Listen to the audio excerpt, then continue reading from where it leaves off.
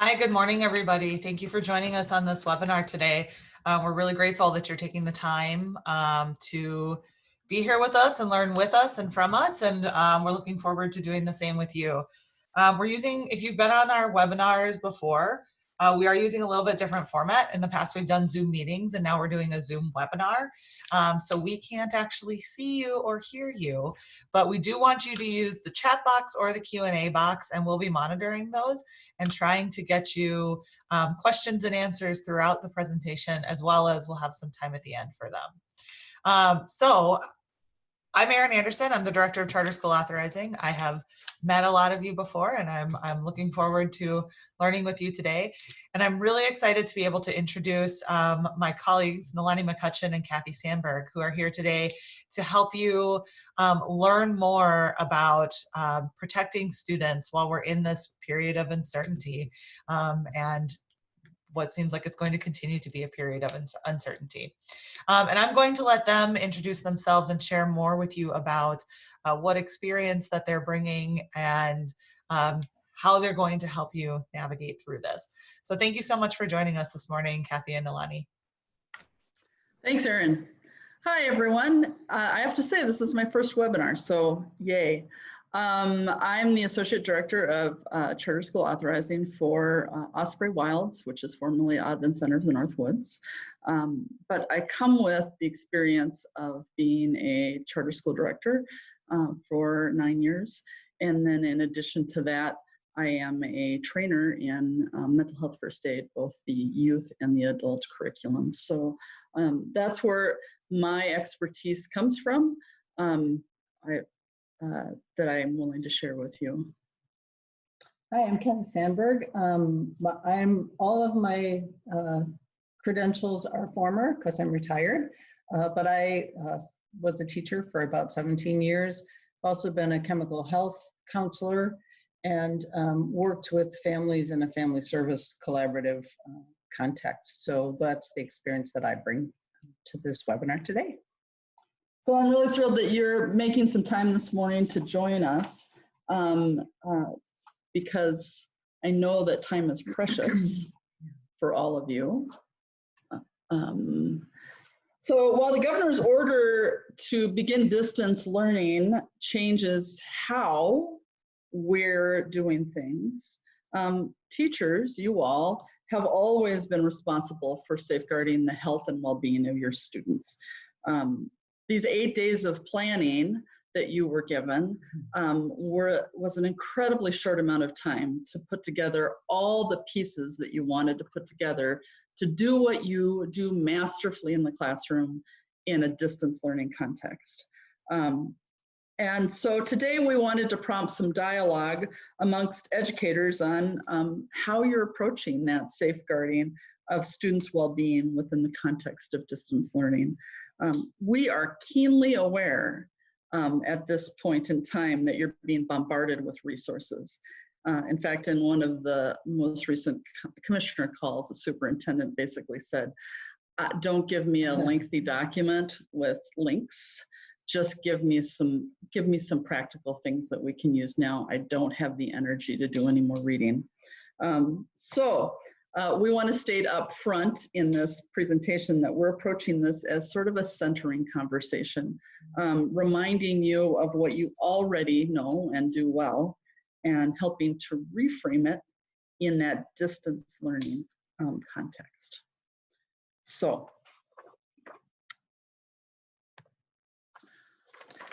And this means for us, how is this different for us and our students? How is distance learning different for you all?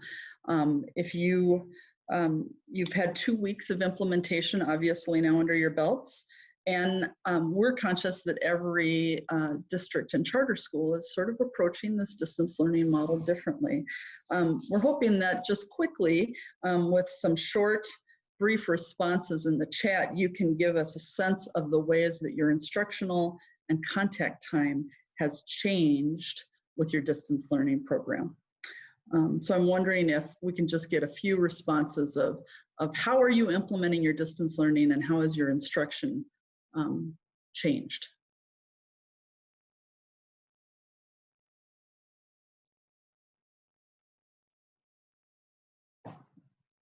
We know that some districts are doing Google Classroom, some are doing Zoom, some are doing telephone calls, some are doing packets. Just wondering of the folks who are participating, what means you're going forward. Okay. A lack of face-to-face time certainly is a big difference, right? Using that classroom dojo with short video lessons, but you don't have that back and forth feedback that you normally have. Yeah, thank you, Alexis. Packets and YouTube videos, again, that lack of that connection visually, very different. Seesaw, difficult without having the contact with students. Yep. Classroom dojo. You can see that they're engaged online, right? Yeah, using combination of Zoom and videos and Google Classroom, phone calls. Yeah. Thank you. Thanks. Google Hangouts, Communicate TechKins. Super. So some of the distances that you've already brought up that we had thought about, physical distance. Obviously, you're not in the same room with your kids. There's obviously less time together, though you haven't necessarily mentioned that. We've got some combination of telephone calls, I see, some language barriers, absolutely. 98% of the ELL population, yep. Harder to navigate over the phone, absolutely. It's a whole new environment, yeah. Language barriers, absolutely. And it's distant. As we look at distance learning, it's different because your supports that normally are in the classroom aren't there. We're talking about that language barrier piece. You don't necessarily have those resource people right there with you as you're going through the day. So yeah, all of those things are making this a challenging time for connecting with kids and having a sense of their mental health well-being. So it is different. Yes, it is different. I want to just share a quick story. I worked for a while with law enforcement officers, and we were trying to get them to take a look at responding to youth drinking parties in a different way. And we were struggling a little bit to get them to understand what we wanted them to do until we arrived at the idea of talking with them about what they already do, and that's investigate crime scenes. And so we reminded them that investigating a crime scene was something that they already had the skills and the knowledge to do, and that what we were asking of them was simply to transfer those skills and that knowledge to a new context. And that's what you're being asked to do as well. And so just like you're doing lessons, like you would, or doing lessons that are important, that you would always do, you're doing them in a different context. And when we're talking about safeguarding our students' health and well-being, we're talking about the same things you've always done, but doing them in a different context. So in short, if we haven't already made it clear, what we're asking, or what we're saying to you is you already have the skills for this, this task that you're taking on. Trust what you know, and remember that you have colleagues that can learn with you too. So in terms of strategies that you're likely already using, the first one that we wanted to talk about was listening. I'm hoping that some of you either experienced firsthand or have seen the movie about Mr. Rogers. I'm guessing even if you haven't seen the movie, and even if you didn't experience him firsthand on TV, you will at least be aware of Mr. Rogers. And if you, just a kind of a reminder, he used to come in to the studio. He did distance learning a long time ago before anybody else was really doing distance learning per se. So he'd come into the studio, he'd take off his jacket, he'd put on his sweater, he would take off his street shoes and put on his tennis shoes, and he would greet the kids. And I think of him when I think of you, trying to do this distance learning piece. And I would suggest that you might want to just do a little channeling of Mr. Rogers, because he nurtured a pretty nice relationship with kids in a very distant kind of environment. Kids that most of whom he never met, he never saw, but he nurtured that relationship, which is what I see you doing. So in terms of listening, just like you always have, we're suggesting that you listen attentively, that you pay attention to what kids are saying, and don't let yourself get distracted, as I'm sure is easy to do, by the notes on your table or the dog in the background or your kids running through the room as you're trying to talk to your students. Avoid distractions. To the best of your ability, life goes on for all of us as we negotiate this new environment, but trying to pay attention as much as you can and not get too distracted. You want to continue to ask questions in the same way that you always have, inviting kids to respond and listening to their responses. And before you leave the conversation, whether it's about reading or math or how kids are doing, you want to check for understanding and make sure that what you've said, they understand, and make sure that you understand what they've said as well. As we talked about this presentation, we were thinking about a couple of prompts that you might use in this new environment. And first of all, let me say, I think it was hard to think of examples, as I'm sure is true for some of you on a day-to-day basis. But we came up with a couple of thoughts, and I'm hoping that will trigger some ideas for you too. We don't want to be clinical in the way we ask kids questions when our goal is finding out about how they're doing. So it's not a tell me how you're feeling, especially if you're talking to a group of kids. Most of them aren't going to give you the kind of answers that you want. But you could ask questions like, tell me 2 things that you do before you go to bed at night now in this new environment. Or what's a favorite place to do your schoolwork while you're working at home? Those are things that are low risk kinds of questions that can invite kids into a conversation and really give you the opportunity to learn about what's going on in their homes.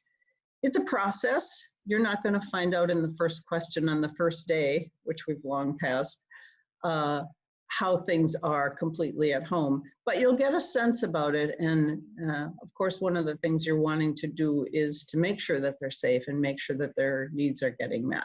So that's a way to approach that. I wonder if there are other thoughts about how doing this is different remotely, if there are things that you haven't mentioned before. Yeah, if you want to put those in the chat. One of the things, Kathy, that I was thinking about that we've heard that the language barrier piece has been coming up.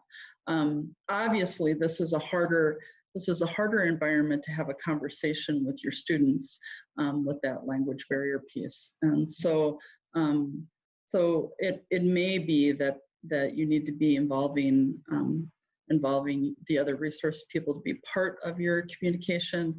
Maybe it's pictures rather than text back. So morning meetings are still important in primary grades, absolutely. That's a great setting to be asking some of these kinds of questions, which fulfill all the other goals that you have in morning meeting, but also, again, give you an insight into how kids are doing at home. Are there ways to have conversations even though most interactions are asynchronous? Great question. It is a great question. Yeah, asynchronous conversations are very hard, obviously, because you're sending something and you're not getting an immediate response back. Especially you're not going to get a classroom dynamic.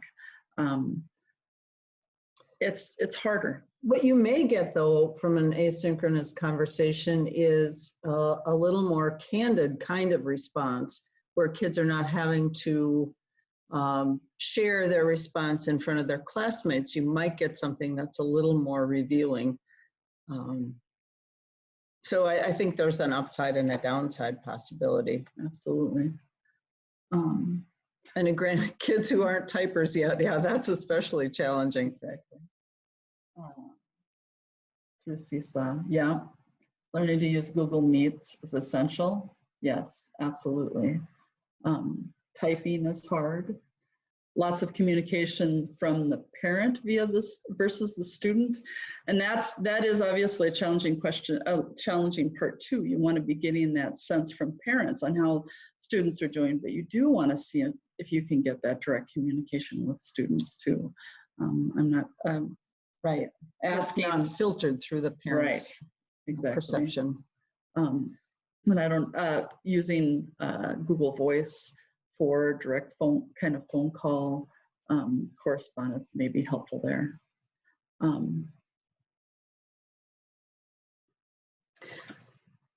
Okay. So those are all great examples and great questions.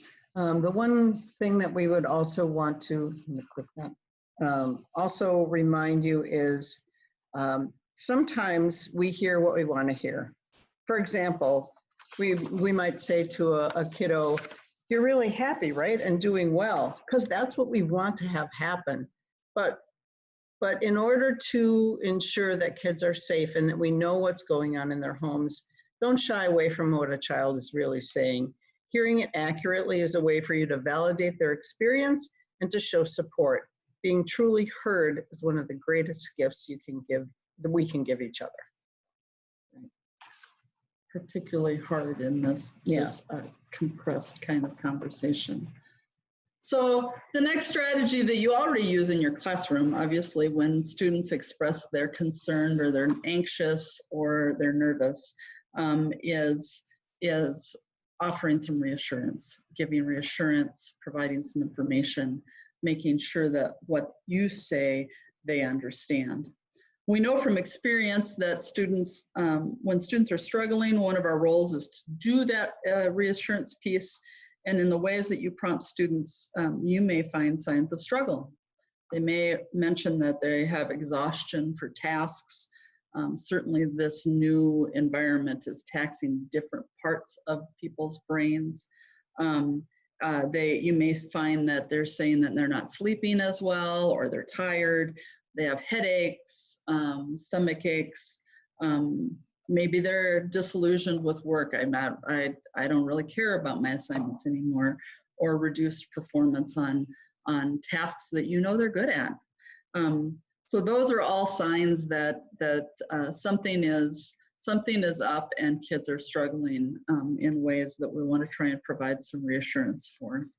And so one of the challenges is making sure that we help them have realistic expectations. While we may want to feel like the end is in sight and we're coming back to school on May 5th, we don't know that, right? We don't know that answer. So we need to try to focus students on things that they do have control over, because there's so much they don't have control over.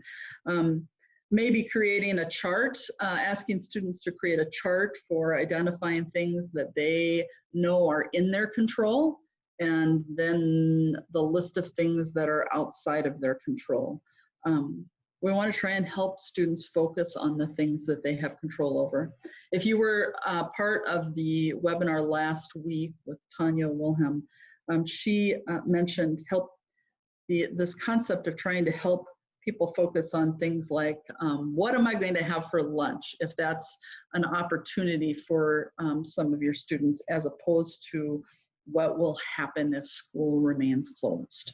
So obviously that lunch example, if you have some food insecure families, that may not be the right thing to have kids focus on, but trying to figure out something that they know that they have control over and that they can focus on. Another thing is important to do is to encourage students to put structure into their work. Like, I am going to work on this assignment for an hour and then I'm going to let it be done for the day. there's this tendency to want to try and fill our days and try and do the same level of instruction that we would have had if they were in the classroom.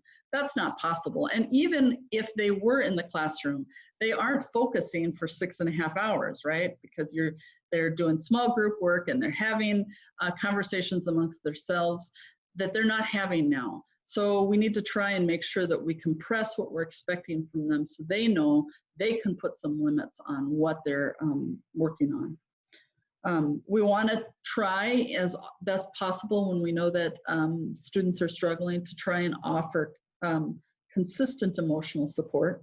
And that means trying to schedule when you're going to be checking back with that student. If you have this conversation today, put it on your calendar to make sure to follow back up as best possible on a regular basis. Especially in this remote environment, asking once and then not following up can feel like abandonment, and that is not what we want. You obviously have the luxury to do that in your classroom. You see them on a regular basis. So you may have to schedule that so our conversations with students or our interactions via text or via Google Classroom are not simply focused on the assignment when we need to continue to provide that reassurance. The other thing that it's important to do is to give kids hope. It might be helpful to encourage them, if they're struggling, to think about times that they've struggled in the past and share how they came out of it. The best predictor, of course, of future performance is past performance, right? So reminding them that they have worked through tough things before, and they have the ability and the skills to do that again. It's also important to not dismiss a problem or emotion that they're expressing to you. It's real to them, and that's all that matters. It's real to them. However, you can encourage them to consider whether this worry is something that they need to spend time on now, or whether it's something that's coming up later.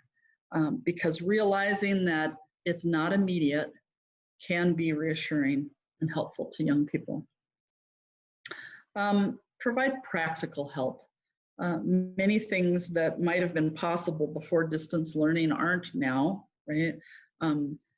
Telling kids to enjoy playing soccer with their friends is not necessarily a possibility anymore.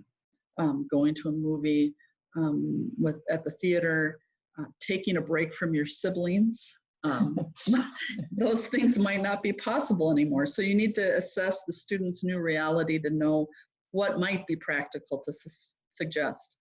You might want to consider suggesting connecting with friends on FaceTime or Google Hangouts. As a teacher, you can facilitate that in classroom assignments, assuming that you have that capability in your distance learning plan. And maybe you schedule an indoor recess, quote unquote. There's no agenda, there's no focus of an assignment. We're just providing opportunities for kids to interact together. This does of course come with some safety concerns that you'll need to be aware of. Suggest that self-time, if life is feeling chaotic at home, might be something that a student has to do. Usually they've been able to leave their house and leave their families and have their own alone time. They may not be used to, in their household context, having to set that alone time up. So that may be something to suggest as well. And support students in limiting their work time. This experience isn't really is not like in-person schooling. It's important though, as we think about this reassurance piece, to not fall into the trap of giving advice. Giving advice, whether intended or not, makes the discussion about you and not about them. And advice takes away power from the student. So when we give solutions to students, we send the message that they can't solve them themselves. So instead, we want to try and guide them through a process of figuring things out on their own and creating strategies for themselves. when they can't come up with possible strategies, you should use words like "you may want to" rather than "you should," and that's really hard to check ourselves, either in text, writing, or speaking, because we are used to directing and not suggesting that they look at a pile of options. Providing information is also helpful, but it comes with the same caveats that we've operated on before. Information needs to be metered. Everybody's getting overwhelmed. So books, links, TED Talks may not be at the spot now that they're all that helpful. Be sure to check that the information that you want to provide or encourage them to look at is reputable and safe. There are lots of online resources that look good on the homepage. But then when you get into beyond the homepage, there's disturbing content. So sending students on blind Google searches related to self-care is not helpful, and it can be potentially dangerous. So try and guide that information. And lastly, acknowledge the limits of what you can do. Remember, when you're having these either asynchronous or on phone calls or Hangouts or Zoom, you can't promise to not share the information that you're talking with the student about with a parent or school administrator. You have to be honest with what you can and can't do for students. Definitely don't make promises that you cannot keep, and don't try to fix a problem yourself, because it isn't about you again. It's about them working through it themselves. And lastly, make sure that you're not moving on without checking that they've heard what you wanted them to hear and understood it. Oftentimes we send information and then we don't check for understanding before we move on. So the last group of strategies we wanted to talk about was encouraging self-care. And so helping students to identify specific things they can do: exercise, listening to music, getting outside, and so on and so forth. And also involving students in that discussion, if it's a discussion with a group. And again, I'm really conscious of there's no one way you're dealing with students, and we're talking about a whole range of ages, so that you're all going to have to adjust for your own situation. But in some way, asking students what they already do, because what they do, what one particular kiddo does, might be helpful to another student as well. And so if there's a way to sort of engineer that sharing, it can be really helpful, and you don't have to be providing all the information. They can teach each other as well. We've talked a lot about how this is different remotely. I think we've probably worn out that topic a little bit, so I'm just going to go on. So what you already do and should continue to do is prompt kids to share things they already do, as we just talked about. Help them get support from their classmates if that's a possibility. Encourage actions that they're already using to help themselves feel optimistic or hopeful or peaceful. I shy away from talking to kids about feeling good, but if you can identify some of those positive nuances of what we would typically think of as feeling good. What are they doing already? Does it help them to go outside? Does it help them to listen to music? Does it help them, as Nalani suggested, to have some alone time? Maybe there's not a great deal of space in the house for alone time, but especially as the weather warms up in Minnesota, it doesn't take much temperature for us to think it's warm outside. So to go out and sit on the step by the front or back door can give them just a little bit of alone space. And even if they're in an apartment environment where going outside isn't necessarily safe, spending some time by the window enjoying the sun. So we're conscious of the fact that your students have all different kind of circumstances that they're coming from. And I think too, we want to explore ways that we can, the things that we used to do in a classroom together, we can still sort of do together. If you're working with Zoom, or I think Google Classroom. Mhm. I'm not an expert at this by any means. We had none of that when I was teaching, so you'll forgive mistakes that I make that way. Plus, I worked at the school for the deaf, so there's a whole other deal. Right. So anyway, that's a whole other story. But we can still do things together, and if they can be aware as they're in these platforms that they're doing them together. If they can't be, I think a reminder to your kiddos that remember you're doing this at your house, but all your classmates are doing it at their houses too. So they get a sense of that camaraderie and that social context in which they're operating. Some ideas: do a quick meditation before you start a lesson. So that's a way to sort of incorporate this self-care piece into a lesson that you're already going to do.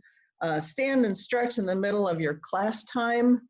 You're working halfway through the math problems. Have everybody stand up and stretch and demonstrate that for kids. The other thing I think we wanted to suggest is that you incorporate, there it is, incorporate some of these strategies into work assignments. So your assignment tonight, and I'm just completely making this up, your assignment tonight is to read pages 6 to 9 in whatever book.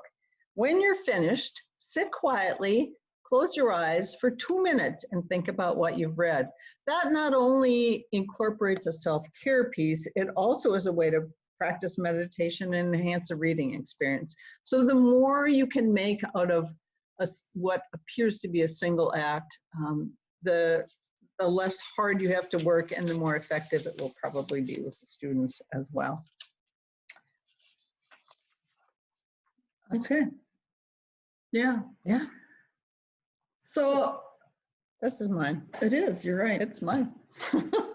You take it. So we wanted to just emphasize too that you aren't in this alone, although it can certainly feel like it as you sit in your homes and try to run school.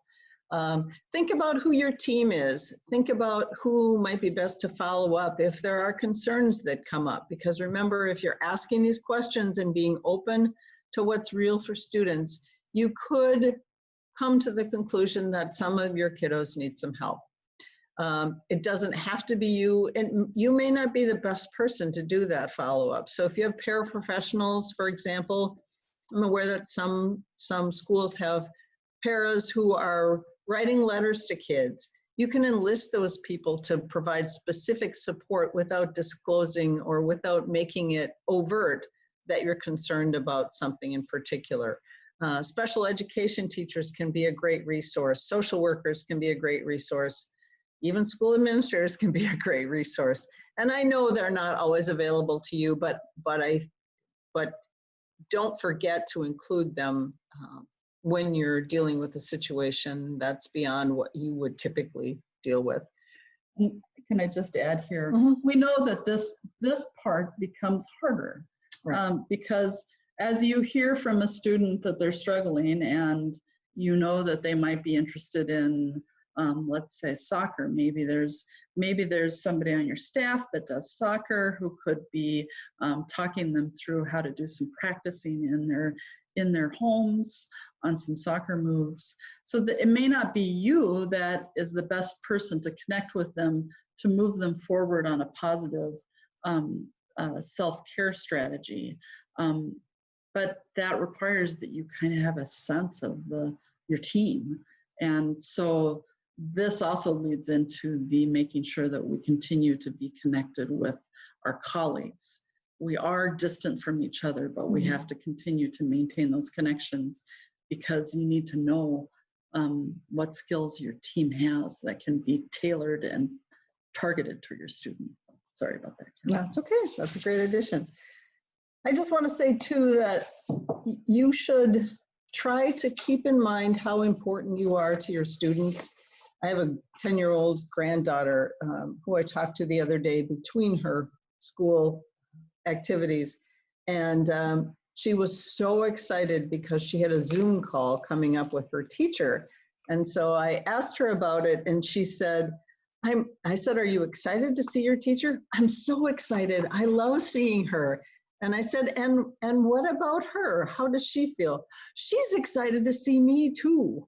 So even on those days when it feels like you've done so much work and you've put in so much effort, it must feel some days like it's not making a difference. But let me tell you, if little Maddie's any indication, it's making a huge difference. Just to see your face, to see your smile, to get a sense that you're Hear your glad to voice. see them. Exactly. Get a postcard from you. Yep. So just a reminder then on this, what you hear and what you do with what you hear. Remember that your initial thoughts might not be accurate. Sometimes what our, especially young kids report can sound pretty bizarre. You know these kids, that's your advantage. And so remember the context and the way that you know them. But if you do have concerns, then engaging other adults with those concerns, and that also gives you another frame of reference. You need to remember to share only with appropriate support staff at your school, and remember that this is private student data and should be handled on a need-to-know basis, which you all know already. Exactly. Which is the sum up, which is you're taking what you already know how to do and tailoring it in a different way. So that kind of wraps up. I'm conscious that you all probably have teaching and learning to do yet today. So we wanted to provide some time for you to have some questions that we can try and address via the chat feature. And we also wanted to make sure that we got done on time so you could get to the next thing that you need to do. So if you have some questions, please put them in the chat. Erin has reminded me that you can't see the chat, so I will read them or she will ask them in full. So you also have the option of, if you want to, there should be a button over on the right-hand side that says raise hand. If you raise your hand, we can essentially turn on your mic so that you can ask the question. If it's like too much to type out, we also have that as an option available to us. Great. Technically, Erin has that option because I don't know how to do it. Well, I think attendees can do it. So, oh yeah. A sort of question has already come up in the comments. One of the teachers noted that they have been, or school, I don't know if they're teacher council or what they are, but they've been getting a lot of communication from the parents rather than the student. So do you have any suggestions for maybe navigating that sort of unexpected barrier? Because like they are maybe not actually interacting with their kid or the kid in their school. I guess my first thought would be to, since you're already hearing from parents instead of kids, you know, it's tempting to say, get out of the way and let your kid talk to me. I wouldn't advise that, but I think it might, you might want to talk with them and say, you know, it would be helpful to your child if I could have some direct communication. I think that we could, I think that would help your child know that I care about them and that I'm interested in what they're doing, something like that. Yeah, and I guess I would respond with being sure to reinforce to parents.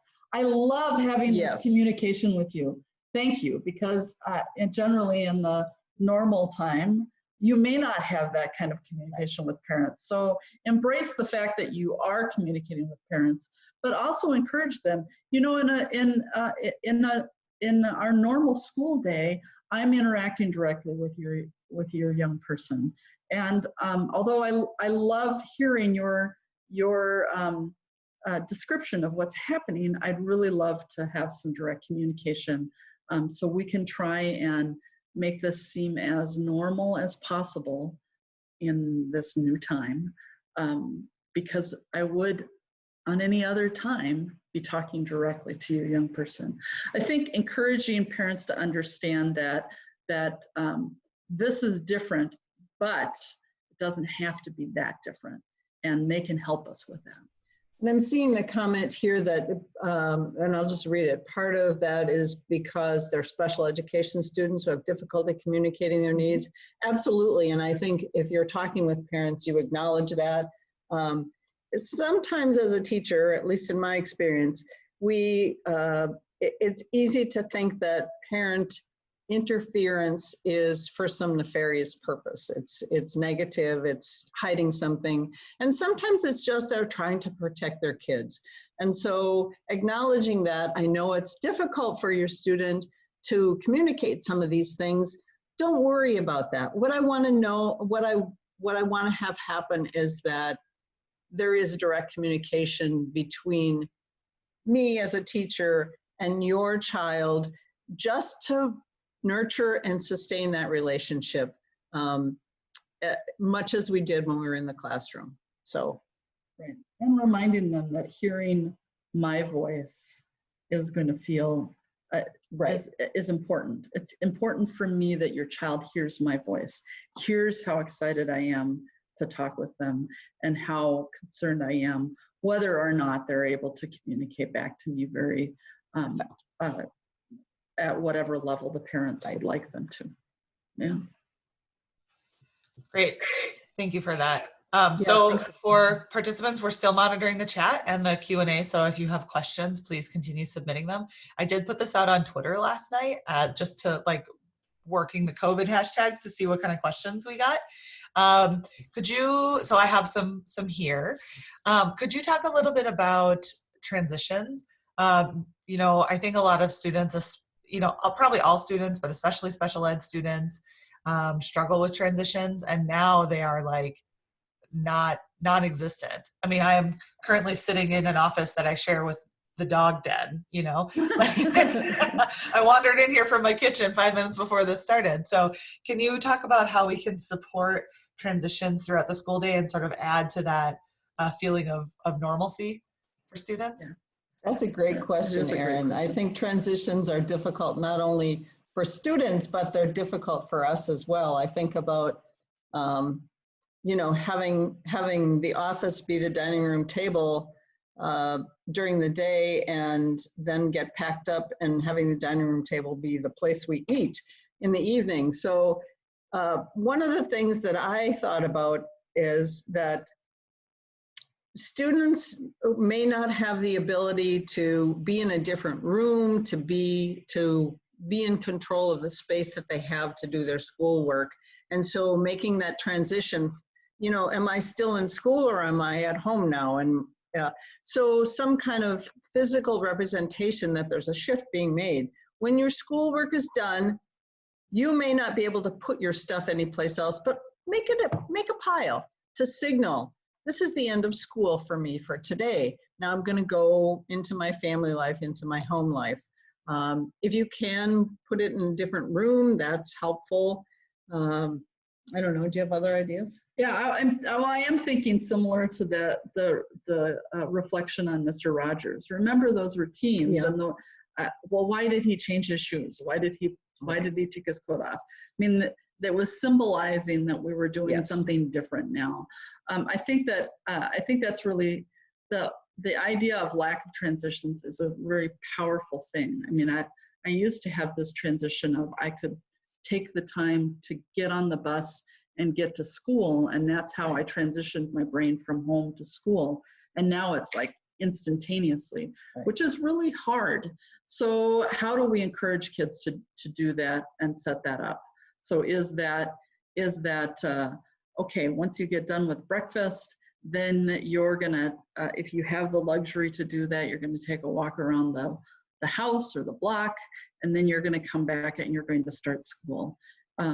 We also, many kids in high school are controlled by bells. We know the bell means that things change, and kids can set timers.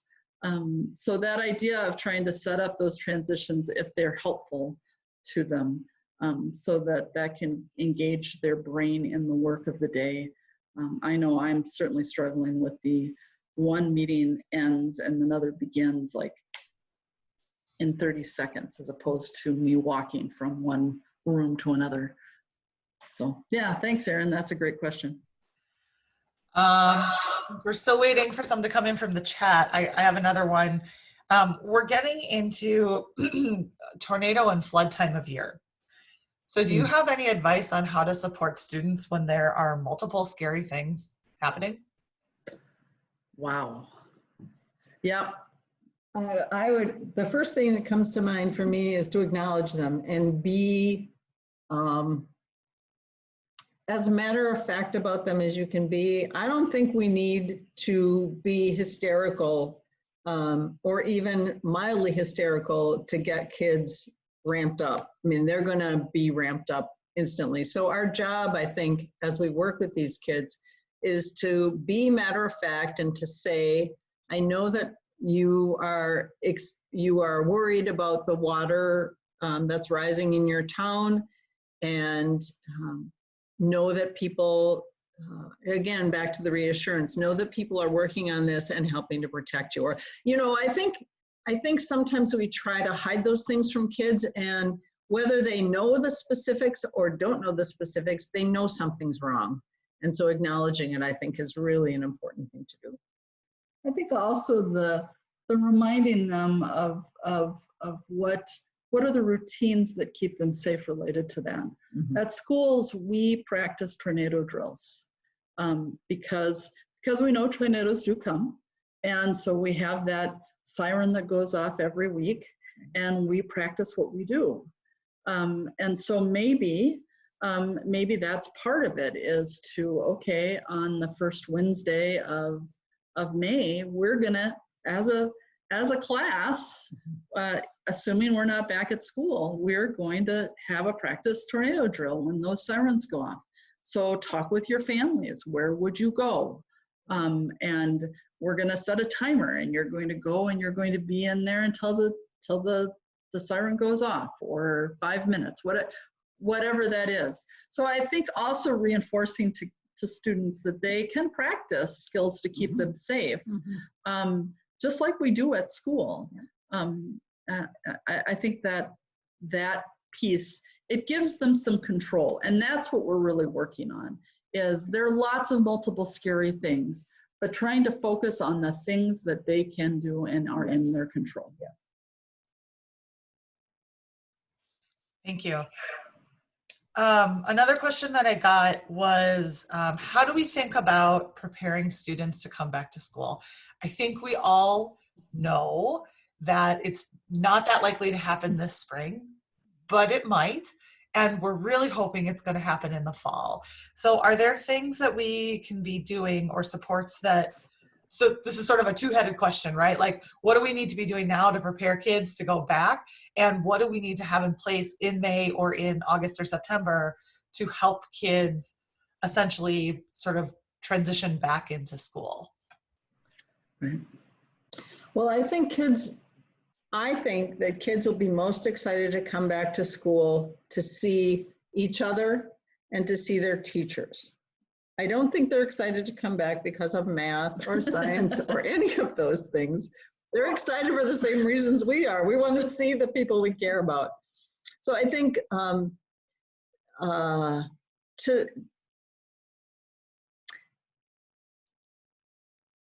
in terms of what if we don't come back till next fall, I think it might be worth our time to think about reuniting kids with the classroom teacher that they had, and I'm talking mostly about elementary kids now, but could be high school too. Reuniting kids with a teacher that they had this current school year, whom they may not have seen over the summer. Because coming back to school after such a long absence might feel really weird, and it will feel even weirder if we end up in a classroom with a teacher that we don't know. But if we can have a touch point with a teacher that we had during this crazy school year, at least that gives us something familiar to come back to. So that's kind of the second part of your question, Erin. But it seems to me that that might be worth thinking through now when we have the time to plan it. I think the other piece that comes to my mind is that certainly if we come back to school on May 5th, it is unlikely that we still won't be bombarded with the virus is spreading and people are getting sick. And so there may indeed be some fear of, okay, in theory, I've been protecting myself, and now I'm going back into a situation that we're still talking about. Right. So I think that it is going to take, if we're coming back on May 5th, I think there is going to have to be some conversation with kids about that we're set up to make this a safe place. Right. Because for these period of weeks, it wasn't safe for us to be together, and now it is, and yet we're still talking about the virus. So I think that that's a clarification that's going to be important. Right. And I do think that if we come back this year, a big part, maybe the entire part of the time you have left, is going to be helping them transition and process through what we've lived through. None of us have lived through this before in this way, for the most part, unless you were in China during the SARS epidemic. So having that sense of we really all are going to have to process and take some time, and that setting up of your classroom routines is going to have to look different than it did before, because you got a lot of work to do in terms of that. I think we can also play up our resiliency as a people.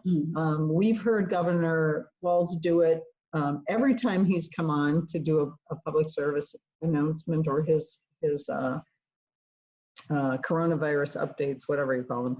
Anyway, each time he's made it a point to say how good Minnesotans are at social distancing, how well we followed the orders that he's put in place, how we're doing at least as well, if not better than other states. And we like to hear that, and that reinforcement of our resilience, I think, helps to give us hope that we can do it again.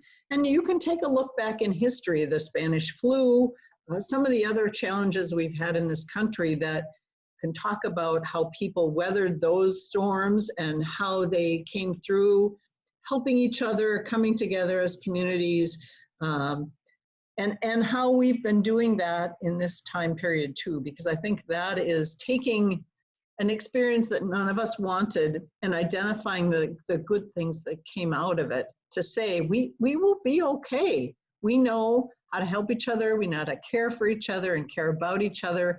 And this can show yet another greatest generation in our country. I'm thinking of when my mother was a young person, and her sister, polio was running through.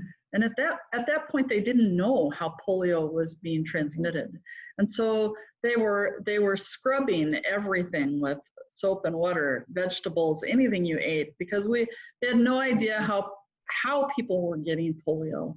And so I'm thinking on the high school side of things, you could be using some of those case studies, times that we experienced something that was ravaging people, and we had no idea how it was being spread, and how did we overcome that? Again, that idea of past performance is the best predictor of future performance.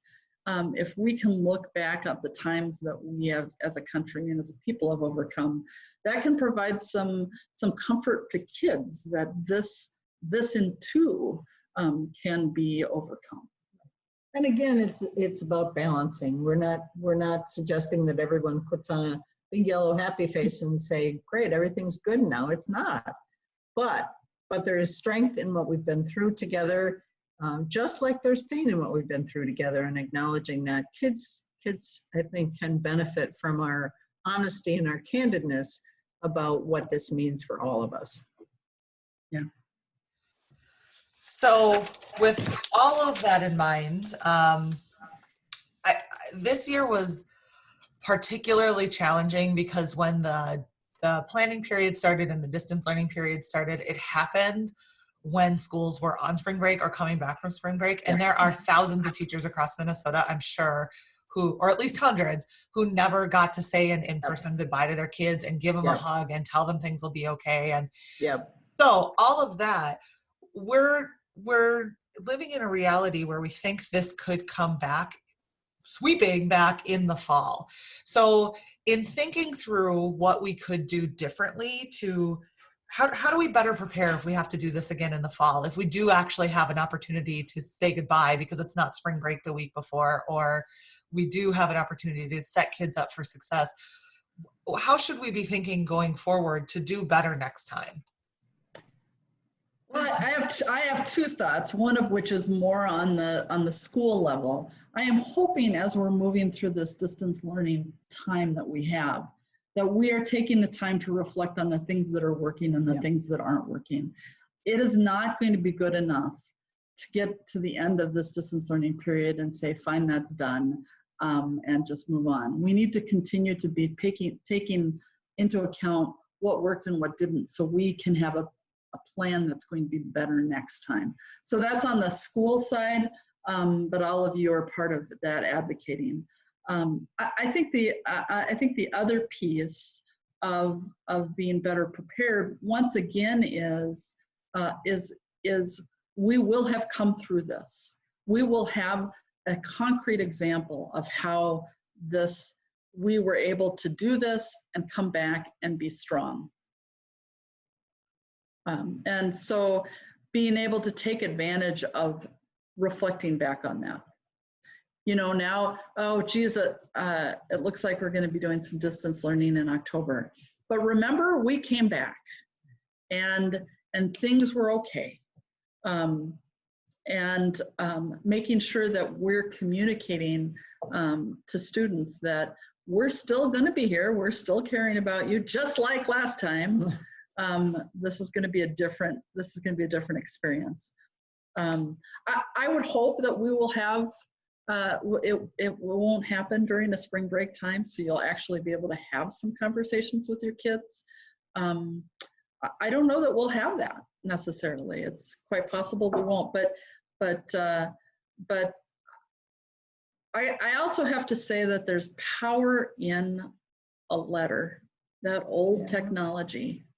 And as long as the Postal Service is continuing to deliver letters, that is a way that you can provide an incredibly meaningful communication to your kids.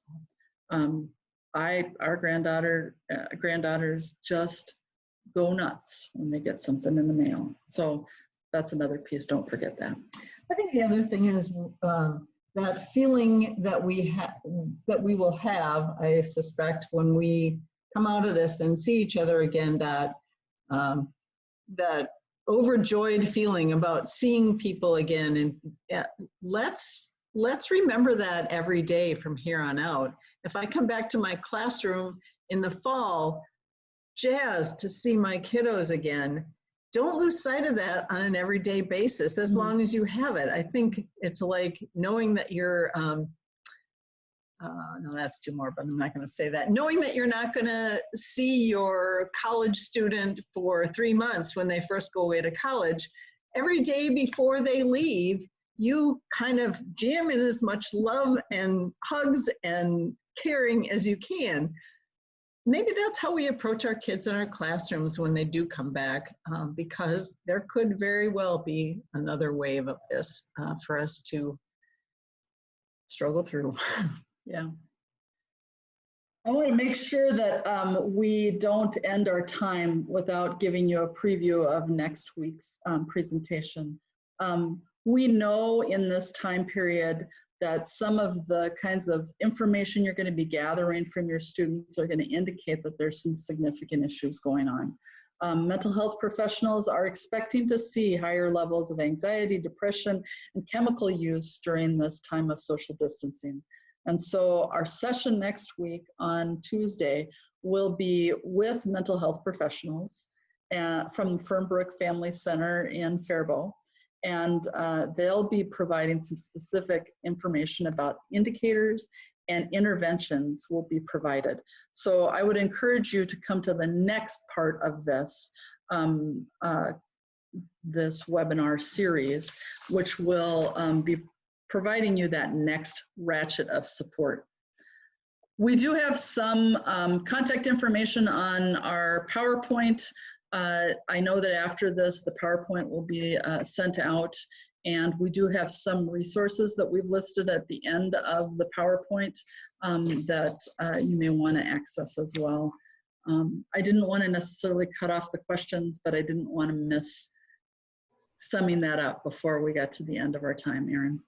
Yeah, I appreciate that. And it's 9 o'clock and I suspect we have people who need to go because they have students that they need to take care of right now. So thank you so much, Nalani and Kathy, for the time and the work that you put in preparing this. This was super helpful information and I think great grounding and reminding teachers that they have a lot of these tools. They're equipped with skills and they can use them. So thank you so much for all the work that you did on this. We're super grateful. And to those of you listening, we will get this emailed out to you within the next couple of days here. So hopefully you'll share it widely with your network because there's some great resources available here. So thanks, everybody. Awesome. Have a great day, everybody.